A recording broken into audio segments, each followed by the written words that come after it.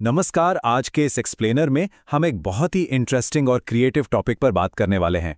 अगर किसी को लगता है कि बच्चों के लिए एनिमेशन चैनल बनाना सिर्फ लक का खेल है, तो रुकिए। आज हम पूरी प्रोसेस को डीकंस्ट्रक्ट करेंगे, खास करके चिड़िया रानी जैसी वायरल किड्स पोएम को बनाने का ब्लूप्रिंट।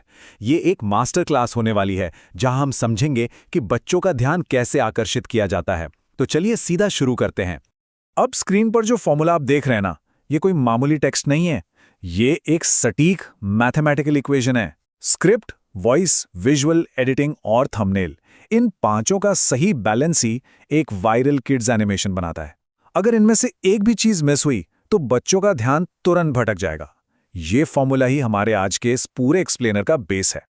और इस रोड मैप को देखिए, ये एसेंशियली एक क्रिएटर के दिमाग का ब्लूप्रिंट है, एक लिटरल क्रोनोलॉजिकल पाइपलाइन जो दिखाती है कि एक रफ आइडिया को फुली एनिमेटेड फॉर्मेट में कैसे बदला जाए। ये जटिल लगने वाली प्रोसेस को बिल्कुल छोटे एक्शनेबल फेजेस में तोड़ देता है। हम आज बिल्कुल इसी पाइपलाइन के हिसाब से स्टेप बाय स्टेप आगे बढ़ेंगे। तो आज का हमारा प्लान कुछ इस तरह है। पहले पोएम एंड स्क्रिप्ट प्लान, फिर वॉइस रिकॉर्डिंग टिप्स, उसके बाद सीन बाय सीन प्लान और आखिर में एडिटिंग और चैनल स्ट्रैटेजी। तो चलिए हमारे पहले स्टेप से शुरुआत करते हैं, पोएम और स्क्रिप्ट प्लान, यानी हमारी फाउंडेशन तैयार करना। एक सक्सेसफुल किड्स एनिमेशन का स्क्रिप्ट हमेशा 3 पार्ट्स में डिवाइड होता है।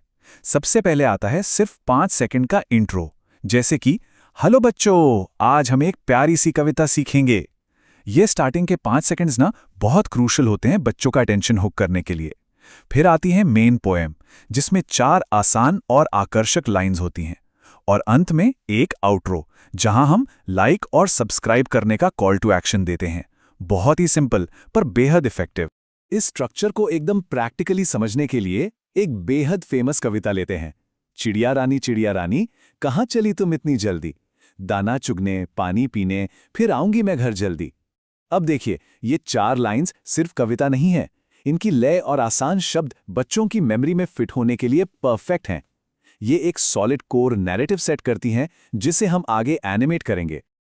अब आते हैं दूसरे और सबसे इंपॉर्टेंट हिस्से पर, वॉइस रिकॉर्डिंग टिप्स, जो असल में हमारा सीक्रेट इंग्रेडिएंट है। बच्चों के कंटेंट में ऑडियो डिलीवरी सबसे जरूरी होती है। आवाज बिल्कुल स्लो, स्पष्ट और थोड़ी सी फनी या प्लेफुल होनी चाहिए। पर सबसे बड़ी ट्रिक क्या है? रिकॉर्ड करते वक्त स्माइल करना। सही सुना आपने। मुस्कुराते हुए बोलने से आवाज में एक नेचुरल वार्मथ आ जाती है, जो बच्चों को इमोशनली कनेक्ट करती है। इसे रिकॉर्ड करना भी आसान है। आप कैपकट या डॉल्बी ऑन जैसे ऐप्स का डायरेक्टली यूज कर सकते हैं। अब चलते हैं तीसरे स्टेप की तरफ, सीन बाय सीन प्लान, यानी हमारा विजुअल ब्लूप्रिंट। यहां हमारी चिड़िया रानी सच में जिंदा होती है। ये सीन बाय सीन मैट्रिक्स पूरे ब्लूप्रिंट का सबसे बड़ा गेम चेंजर है। हर एक सीन इंटेंशनली प्लान किया गया है। जैसे सीन 1 में टाइटल और मैस्कॉट के साथ हैप्पी बैकग्राउंड म्यूजिक बजेगा। सीन 2 में जब चिड़िया रानी उड़ती हैं तो स्क्रीन पर टेक्स्ट हाईलाइट होता है और वॉइस के साथ बिल्कुल सिंक करता है। सीन 3 और 4 में जब चिड़िया दाना खाती है और पानी पीती है तो टेक्स्ट के साथ एक लाइट जूम इफेक्ट आता है। ये छोटी छोटी विजुअल डिटेल्स बच्चों के फोकस को लॉक कर देती हैं। और आखिर में सीन 5, जहां क्लियर थैंक यू और सब्सक्राइब पॉपअप्स आते हैं। यही माइक्रो प्लानिंग एक आम क्लिप को प्रोफेशनल एनिमेशन बनाती है। आखिर में आते हैं हमारे चौथे कदम पर, एडिटिंग और चैनल स्ट्रैटेजी, यानी फाइनल टेक्निकल असेंबली। एडिटिंग के वक्त कैपकट में इन 6 स्टेप्स को एक स्ट्रिक्ट असेंबली लाइन की तरह फॉलो करना होता है। पहले नया प्रोजेक्ट बनाएं और इमेजेस ऐड करें।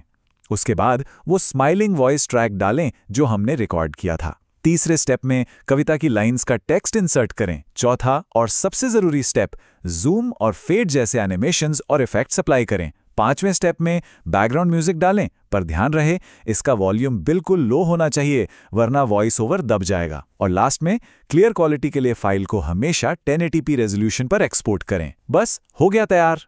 अब जब ये फॉर्मूला बन गया है तो इसे बस अलग अलग पोएम्स के साथ रेप्लिकेट करना है। इस 10 वीडियो प्लान को देखिए। जो मैजिक चिड़िया रानी के साथ किया, वही हाथी राजा या आलू कचालू और टिम टिम तारे के साथ करना है। एक बार ये स्ट्रक्चर्ड प्लान हाथ में हो तो कंटेंट की कभी कमी नहीं होगी और चैनल एकदम क्लियर दिशा में आगे बढ़ेगा। अगर लॉन्ग टर्म सक्सेस चाहिए तो सिर्फ अच्छा एनिमेशन काफी नहीं है। एक अपलोड हर रोज, यही रैपिड चैनल ग्रोथ का सबसे बड़ा सीक्रेट है। कंसिस्टेंसी इज की। साथ ही अपने मेन कंटेंट को शॉर्ट्स में बदलकर उन्हें रीपर्पस जरूर करें। क्यूट बच्चों वाली कविताओं पर फोकस रखें, क्योंकि वहां सबसे ज्यादा व्यूज आते हैं। और सबसे पहली चीज जो दर्शक देखते हैं, थंबनेल। थंबनेल हमेशा ब्राइट होना चाहिए, जिसमें मेन कैरेक्टर बड़ा हो और थोड़े म्यूजिकल नोट्स बने हो, ताकि तुरंत समझ आ जाए कि ये एक गाना या कविता है। तो अब जब हमने इस पूरे ब्लूप्रिंट को डीकंस्ट्रक्ट कर लिया है, सबसे बड़ा सवाल यह है, इस वायरल फॉर्मूला का यूज करके अगला प्रोजेक्ट कौन सी क्लासिक बच्चों की कविता पर होना चाहिए? आज के इस एक्सप्लेनर से यह तो बिल्कुल क्लियर है कि एक आसान स्क्रिप्ट, स्माइलिंग वॉइस और सीन बाय सीन प्लानिंग से किसी भी कविता को एक हाईली एंगेजिंग एजुकेशनल अनुभव में बदला जा सकता है। जरूरत है बस इस ब्लूप्रिंट को उठाने की और शुरू हो जाने की। उम्मीद है इस डीप डाइव से आज बहुत नई इनसाइट्स मिली होंगी। सीखने का ये सफर ऐसे ही बनाए रखें।